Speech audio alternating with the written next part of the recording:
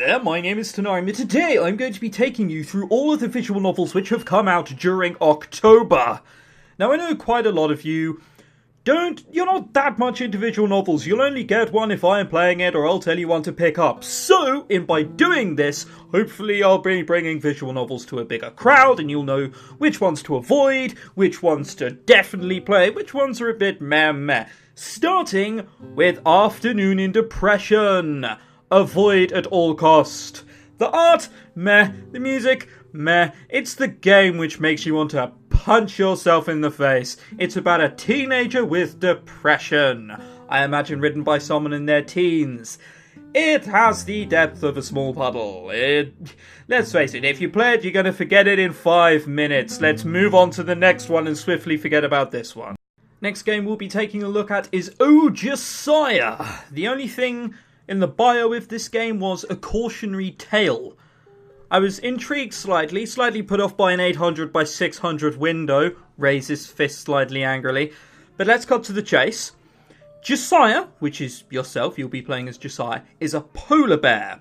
Now, one day, a girl comes into your cave, and it's about how you start talking. It's amusing at times. It's a little bit silly. I mean, they say it's 20 minutes long. It took me about 10 minutes, but I was rushing through it quite quickly.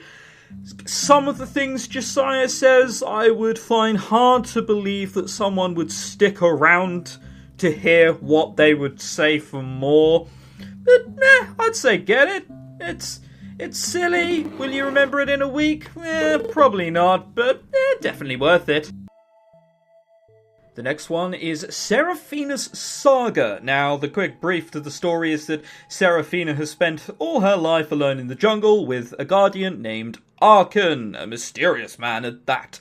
Then, one day, he is captured, and you go out to go and get him back.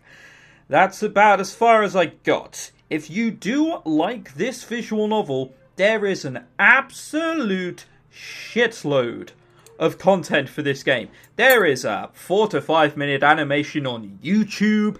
There is a prequel to this game for you to read afterwards in the form of a novella. All of this is available for free. So much work's gone into this. Now, the art, it's okay. The music, it's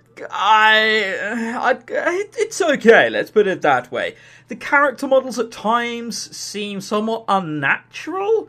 I kind of think that if they were trying to, portray a piece of wood, then they're doing perfectly. But unfortunately, they are supposed to be fluent humans, so it didn't quite work.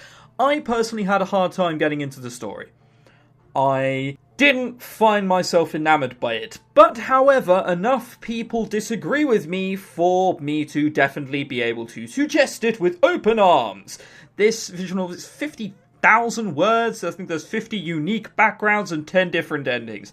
Absolute bucket loads of content if you get into it.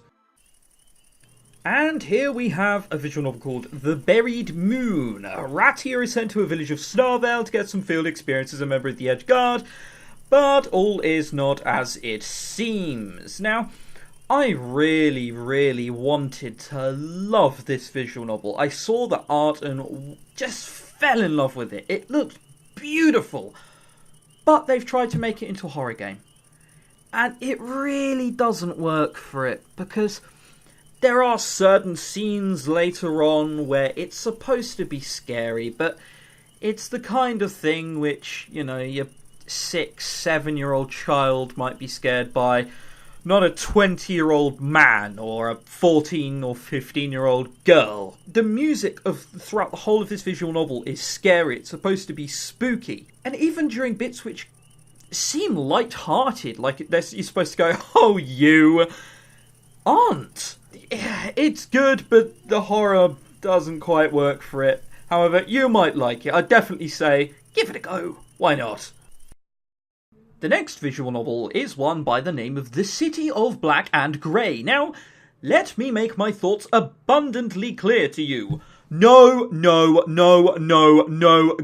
God, no!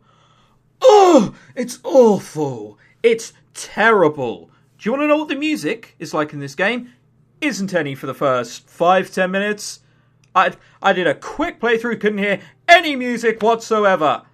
The artwork looks like you fed some hippos a couple of black and brown crayons and asked them to shit the remains onto an easel. It's dreadful. Oh, and the story is just, it's nonsensical. I get, the person who created this said, oh, well, you know, it doesn't really make that much sense. It's supposed to. It's supposed to have some sort of coherent plot. It's terrible. Don't go anywhere near this game.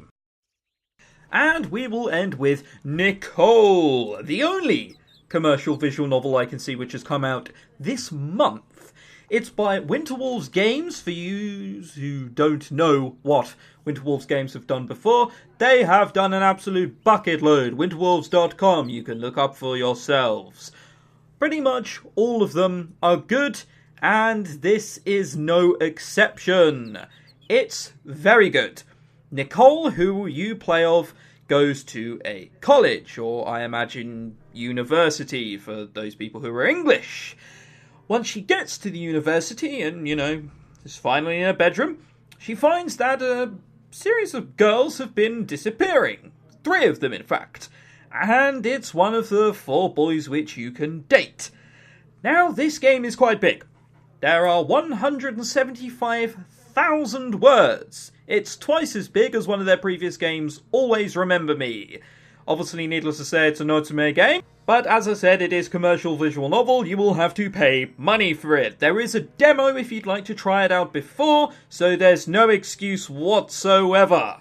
Now, it is a bit of a stat builder as well. You can go to certain places which will up in your morale, some will down it, some will down your energy, and some will up it. It's good. I played half an hour of the demo. It's very good. You should definitely go check it out. Even if you don't have the money for it, download the demo, see what you think. There's only one other game which has come out this month, which is OK Dinner. It's a spin-off game of Ochi Kochi. It's about 3,000 words. It's free, but will you understand what the fuck's going on unless you buy Ochi Kochi, which is $10? Absolutely no chance. Hence why I haven't included it. There are 3 others in this list which I haven't included for one reason or another. And that's it for all the visual novels which have come out in October. I hope at least a few of you have downloaded these, checked them out, given some support to these developers. My name's been Tenarium. Thanks very much for watching. Goodbye.